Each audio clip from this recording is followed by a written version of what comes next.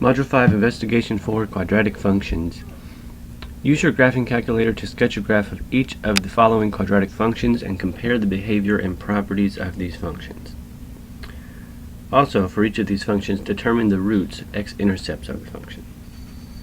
The first one is f of x equals x squared. So I have a TI-83 plus. First I'm going to press zoom and standard to make sure my window isn't crazy. And then I can press y equals in the upper left hand corner, and for y1 I can type x and I'll square that. Then I can type graph and I get a function that looks kinda like this. We were only asked to just sketch a graph. I'd rather just more precise. And I know this is x squared, so when x is 0, 0 squared is 0. When x is 1, 1 squared is 1. When x is 2, 2 squared is 4. When x is 3, 3 squared is 9. That's off of the graph. And the same thing for the negatives. Negative 1 squared is 1. Negative 2 squared is 4. So my function really would connect these dots.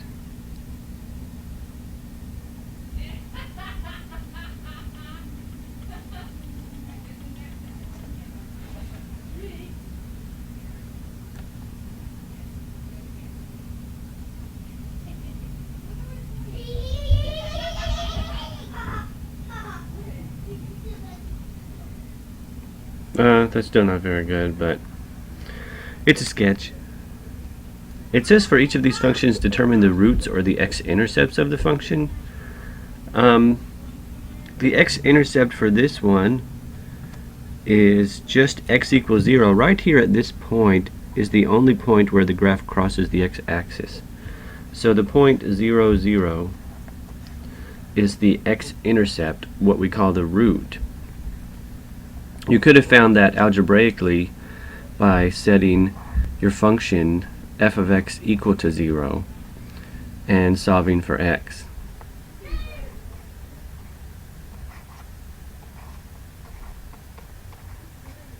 And so you know x is 0, you plug 0 into the function to get the y coordinate. 0, 0 is the x-intercept.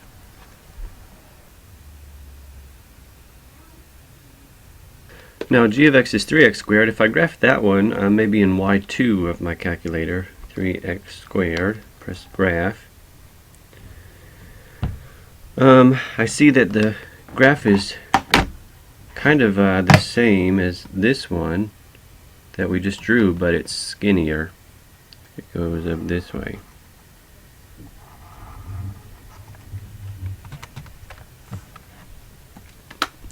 So I could be more precise with this one too. When x is 0, we got a 0 here. When x is 1, 3 times 1 squared is 3. When x is negative 1, 3 times negative 1 squared is also 3. When x is 2, 3 times 2 squared is 12. That's going to be off my graph. So I know that my function will look kind of like this. And again, I see that this function has the same root, 0, 0.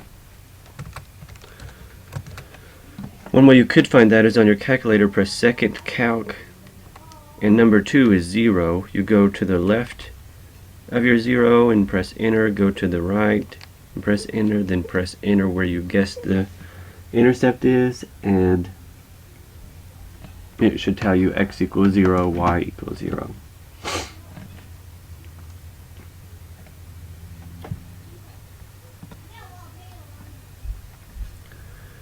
Okay, 3x squared minus 27. Okay, let's see. I see that this is kind of, these functions are building off of each other. So the first thing to notice is that this one, each value was multiplied by 3. So here, these outputs were at 1, but then that 3 here multiplies the output of the function by 3. So every output is 3 times as large as the previous one. Now here, the graph is going to look similar, except there's a negative 27 there. That's going to be a vertical shift down 27 units. So if you put that on your calculator, you'll see that it's kind of off your screen. You might have, if you want to see the whole graph, you could zoom, but you'll probably get something like this. Let's see, I'm going to change the scale and try to do something better with this one. Let's say that each of these are in units of 3, so there's -3, -6, -9, -12, -15. I still don't get 27 on the graph. Let's do -6. -6, -12, -18, -24, -30. So when x is 0, we know that the graph is going to cross here at 27. Then when x is 1, 3 times 1 is 3 minus 27. It's -24.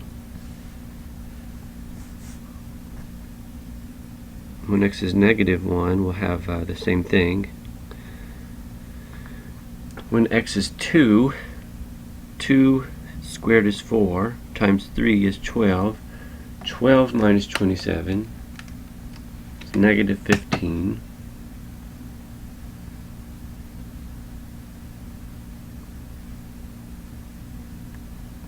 Same thing for -2, we'll get -15 as our output. Okay, now if x equals 3, we'll get 3 times 3 times 3 is 27, minus 27 is 0. So here we have one of our roots. -3 will also be a root. And so this is pretty good.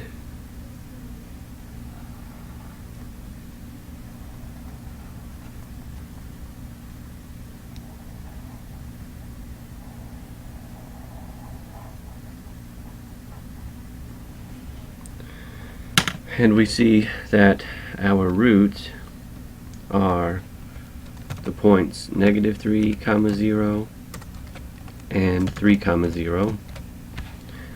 We could have figured that out symbolically just by solving this equation if we make the output 0, because notice that the output is 0 when we look for the x-intercepts or the roots.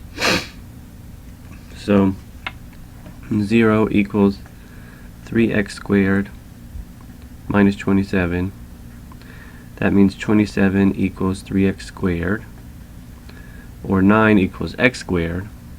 Take the square root of both sides and you'll see that x could be either 3 or x equals -3.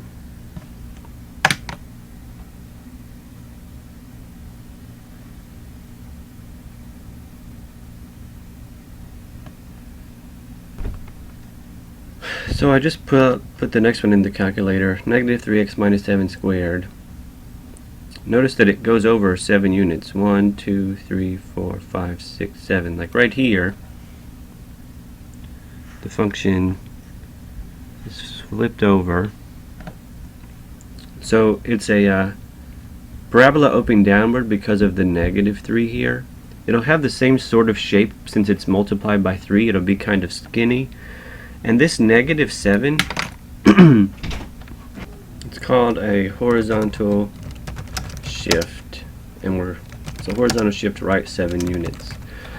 This has to do with the subtraction being inside the parentheses. Over here the -27 was outside, so we had a vertical shift down 27 units. But here that -7 is on the inside of the parentheses, so it's a horizontal shift right 7 units. And the roots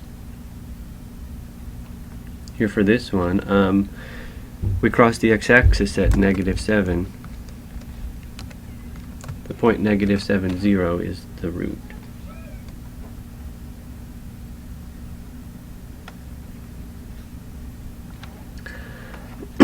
Okay, let's graph this one. 2x minus 9 times x plus 4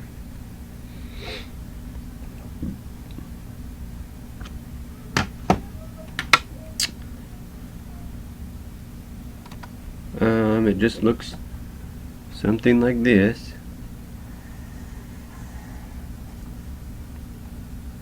It's not very good. Can't really even see where it's going, so I'm just guessing it looks something like this. Now what about the roots? You could certainly use the calculator to get those. You could calculate 0 left bound. It looks like this left root,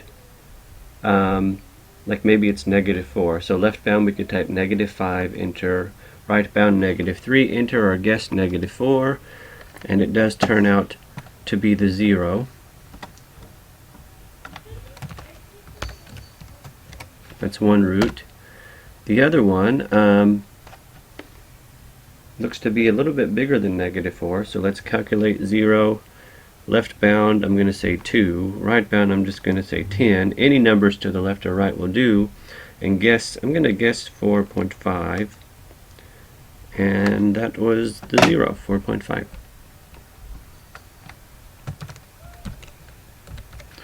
Notice if you plug -4 into this function, you'll get 0. If you plug 4.5 into this function, you'll get 0. We could have also solved it by setting the output equal to 0.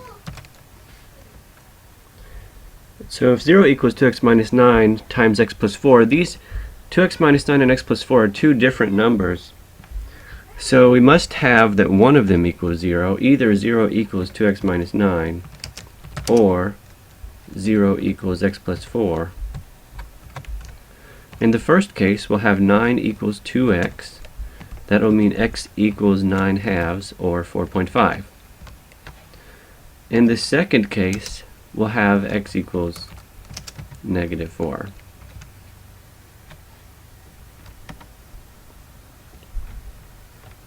Use your graph to determine the number. Use your graphs from 1 to answer the following questions. How do you determine the number of roots, x-intercepts of a quadratic function?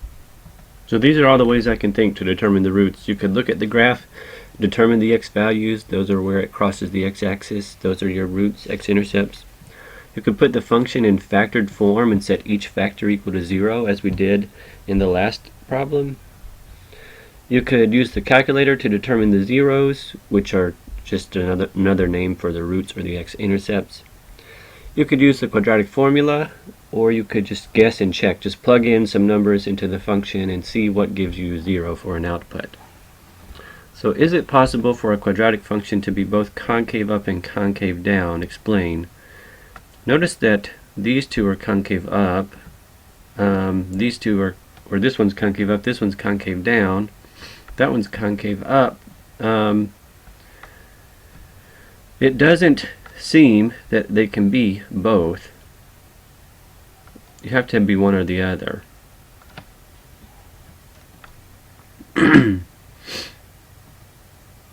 Is there always a maximum or minimum value in a quadratic function? Explain. I think so. There was always a absolute lowest or absolute highest point. Even when it was off the graph, we could go and find the minimum or maximum value. And when we say value, that's referring to the function's output. The function's output is often referred to the function's value. Because think about, in all those graphs, we were looking for where was the highest output, the highest or lowest output. And notice that quadratics, they have a maximum or minimum, then they go off forever in the other direction, so they do not have both. The maximum or minimum point is called the vertex of the parabola.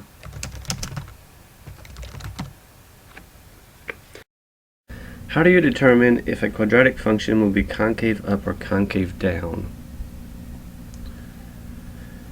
Notice all the ones where we're concave up here. We have a lot of those. X squared, 3x squared, 3x squared minus 27, 2x minus 9 times x plus 4. We have one that's concave down, negative 3x minus 7 squared. That negative out front holds the key. If the leading coefficient of a quadratic function is negative, then your graph will be concave down. So if the leading coefficient of the function is negative, the graph will be concave down. And if the leading coefficient of the function is positive, then the graph will be concave up. And so here we have the general form of a quadratic function. F of x equals ax squared plus bx plus c, and a is the leading coefficient. So when we had that negative 3 out front, because I'm kind of assuming that you guys would be able to factor this out or multiply it through. It's not factoring. Distributing, multiplying, this becomes negative 3 times x squared minus 14x plus 49, which would be negative 3x squared minus whatever 14 times 3 is, and x plus 49 times 3. But notice that the leading coefficient is negative 3, so that's why it's concave down. In all these other ones, the leading coefficient was positive. Positive 3 here, concave up.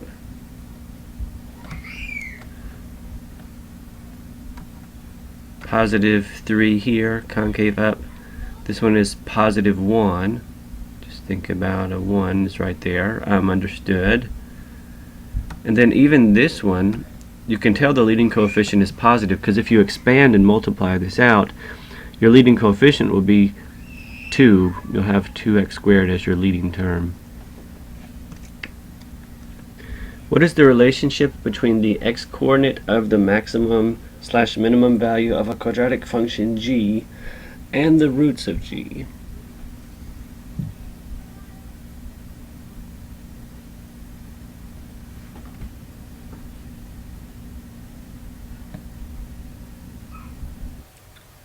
What is the relationship between the x-coordinate of a maximum-minimum value of a quadratic function g and the roots of g? Well, let's just glance at this one. The x-coordinate of the max value here is 0. So just want to jot that down for a second. So there's the x-coordinate of the maximum. And then the roots were negative 3 and 3.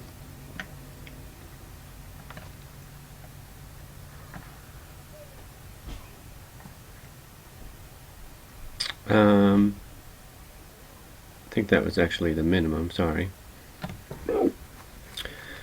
Let's look at another one.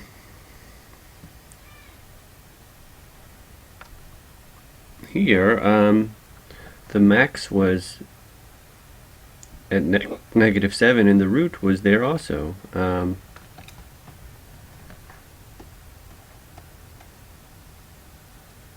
sorry, positive 7. It's early in the morning today. Let's see. Here they were all 0. The minimum was 0 and the root was 0. So I have a few different kinds of cases. One where they're both the same, and another where I haven't found a pattern yet. Let's look at this one.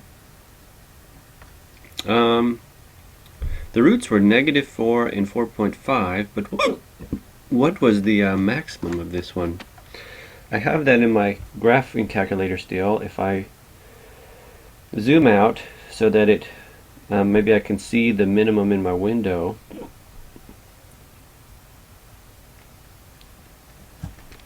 I can press second, trace, or calculate minimum, left bound. Looks like just going to go to the left of the minimum and click. Right bound, go to the right and click, and then guess. It says the x value is 0.25. Okay. So I want to know what's the relationship between the x coordinate of the minimum or maximum and the roots. So I have these pairs here. I know the distance between here and here is 3. The distance between here and here is 3. The distance between here and here is 4.25, and so is the distance between here and here. Notice that if I take, let's see, the roots and I add them together and divide by how many I have, if I take an average, I get the minimum. Same thing with the next pair, -4 plus 4.5 over 2 gives me 0.25. I can do that with any of these. 7 plus 7 over 2 gives me, of course, 7. 0 plus 0 over 2 gives me 0. So one thing that I've noticed here is that the mean of the roots is the max slash min, or I should say the x value of the max slash min.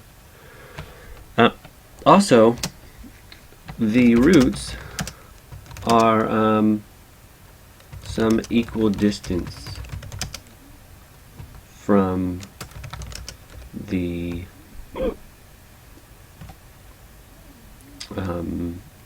max slash min. Like here, the distance was 3 in each of these cases. Here it was 4.25, and here it was 0.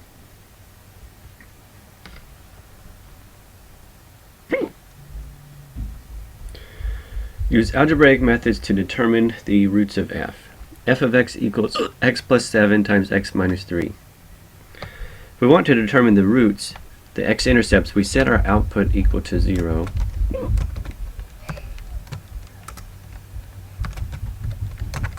We saw for x. Here it's clear that x is -7 or x is 3. You could do that by setting each factor equal to 0, solving for x.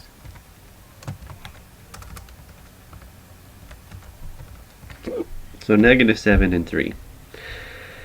And so now determine the x-coordinate of the vertex. Well, I've already discovered that I can just take the average of my roots. I can say -7 plus 3 over 2. That's -4 over 2, which is -2. That must be the x-coordinate of my vertex.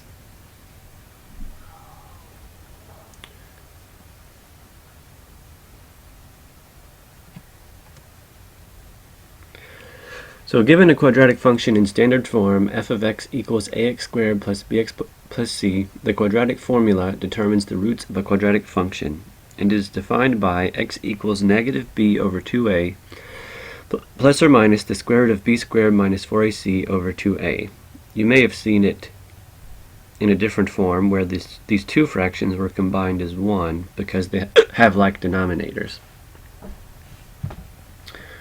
Explain why the quadratic formula makes sense.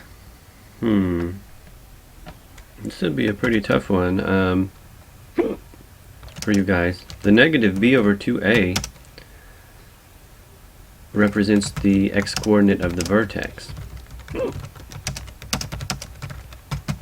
the max slash min. Then the rest that we're adding, the plus or minus, or the b squared minus 4c over 2a, is the distance from the x-coordinate of the vertex to each of the roots. Like, look at that previous example for a moment. We had f of x equals x plus 7 times x minus 3. And we saw that our roots were -7 and 3. And we determined the x-coordinate of the vertex.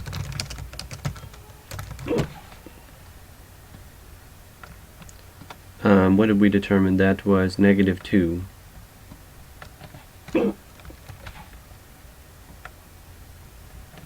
But let's look at this a different way from the quadratic formula point of view.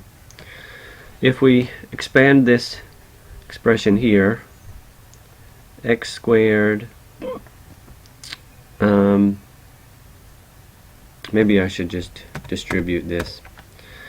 Like here, this is a number x plus 7, we can distribute it here, so we'll have x plus 7 times x minus x plus 7 times 3, which is x squared plus 7x minus x minus 21, and I have the hiccups now from eating bread today. X squared plus 6x. Nope, that's not quite right. This is a 3x here. So x squared plus 4x minus 21. Okay, notice that negative b over 2a, that is -4 over 2 times 1, which is -2, which is our vertex. So this negative b over 2a always gives you the x-coordinate of the vertex. And then notice that the square root of b squared minus 4ac over 2a equals, in this case, the square root of 4 squared is 16 minus 4 times a, which is 1, times -21 all over 2 times 1. So what's 16 minus 4 times -21? It is 100. Square root of 100 is 10. And 10 divided by 2 is 5. So this is 5. Notice that this is the distance from the x-coordinate of the vertex to each of the roots. Since we know that the x-coordinate of the vertex is -2, if we add 5, we'll get to +3. If we subtract 5, we'll get to -7. So each of those roots are equidistant from the x-coordinate of the vertex. And if you use the whole formula, if you add up these two numbers, -2 plus 5 gives you 3, -2 minus 5 gives you -7. Assume that for a given quadratic function f, the solution to the quadratic formula is x equals -4 plus or minus 3.25. Create a possible sketch of this quadratic function and illustrate the vertex and roots of this quadratic function.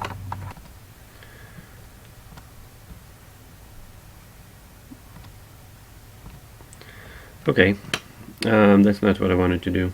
I know that this -4 is the x value of my vertex, so I'm going to make these units of 1, 1, 2, 3, 4. -4, maybe it could be anywhere here, as long as it's -4.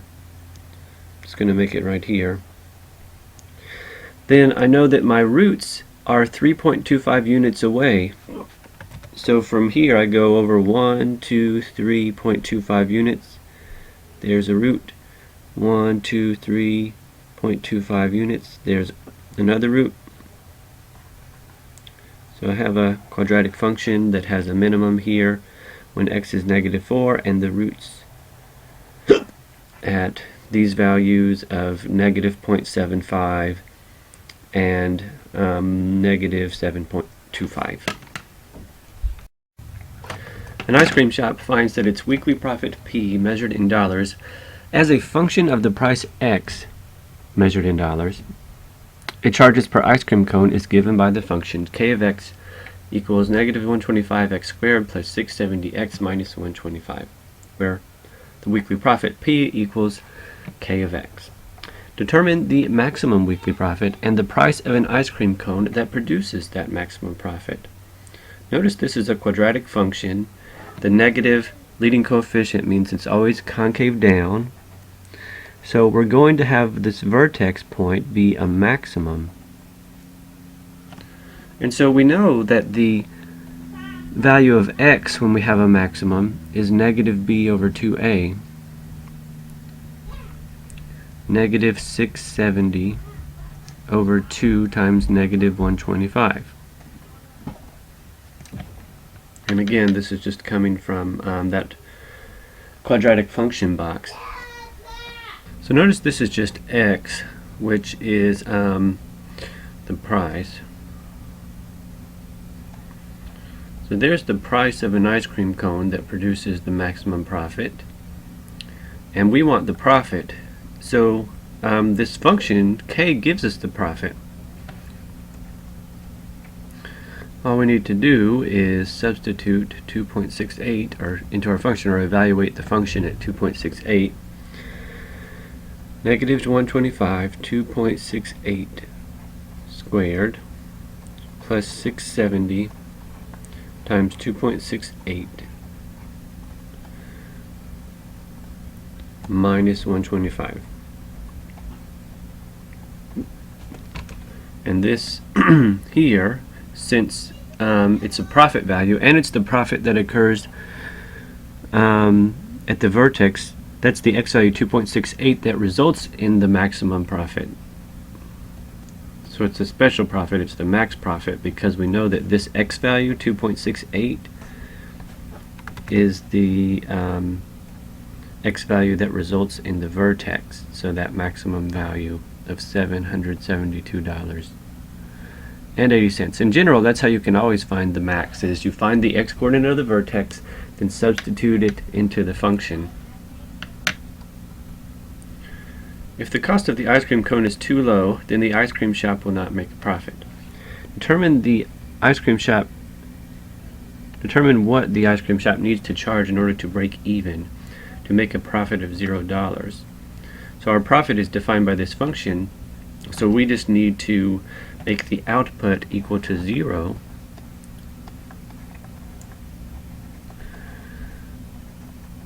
And then solve for x. I wonder if there's a simpler way to do that. Well, let's see. Let's just use the quadratic formula. X is, here's our quadratic formula. We know that the first piece is 2.68. 2.68 plus or minus the square root of 670 squared minus 4 times negative 125. That's A, times negative 125 is C as well. And this is over 2 times negative 125. Typically we divide the whole thing by 2a, but not if we're using this separate piece, because we've already divided by 2a here. All this simplifies to about 2.49, so 2.68 plus or minus 2.49, 2.68 plus 2.49 is 5.17. And 2.68 minus 2.49 is 0.19. Now these are x values, so those are prices of the ice cream cone. So it says determine what the ice cream shop needs to charge in order to break even. Because if it's too low, the ice cream shop will not make a profit. So we have to charge something above 19 cents. Anything above 19 cents will work, so that we make, well, a profit, but to break even, 19 cents. If the cost of the ice cream cone is too high, not enough people will want to buy ice cream, and so the weekly profit would be 0. Determine what the ice cream shop would have to charge in order for this to happen. Well, that's $5.17. Apparently, if they charge $5.17 a cone, some people will buy it, but they won't make enough to do any more than break even. Describe the meaning of g of x equals k times x minus 2. Okay, well, k is this function here, k of x, negative 125, etc.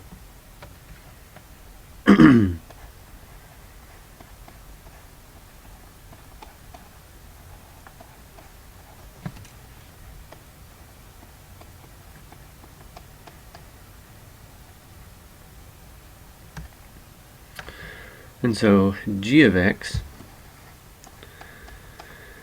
is k of x minus 2, which is negative 125 x minus 2 squared plus 670 x minus 2 minus 125.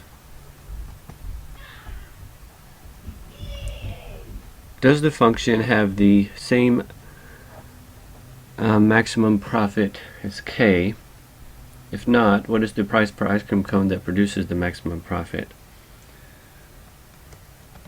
So the quick way for me to think about this one is that there is a horizontal shift right 2 units. That's what this x minus 2 does to the graph. That means the maximum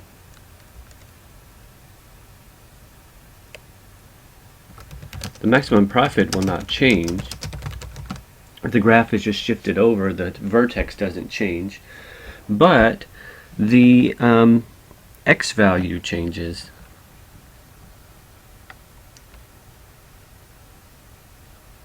Remember that previously we had found when x was 2.68, the max profit was 772.80, but that was for the function k of x.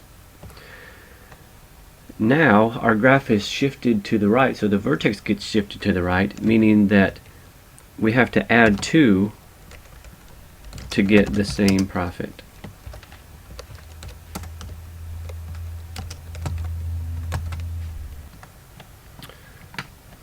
So what is the price per ice cream cone that produces the maximum profit? I think this is probably supposed to be the function g, but x is the price of $2.68 gives a profit of 772.80 for k, but the price of $4.68 gives the same profit for the function g.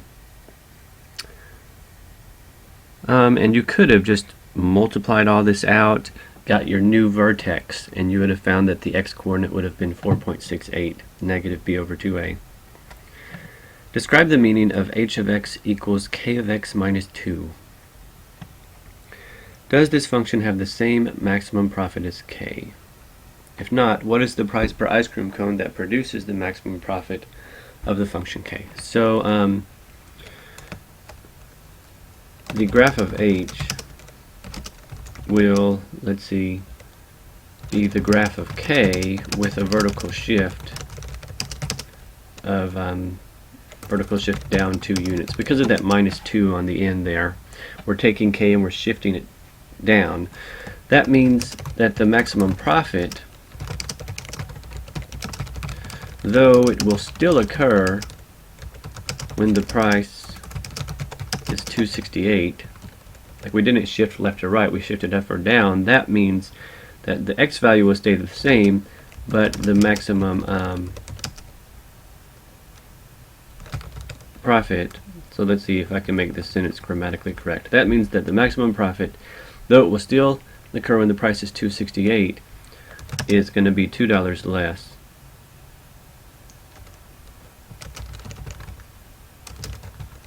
Or 772.80 minus 2, which is 770.80.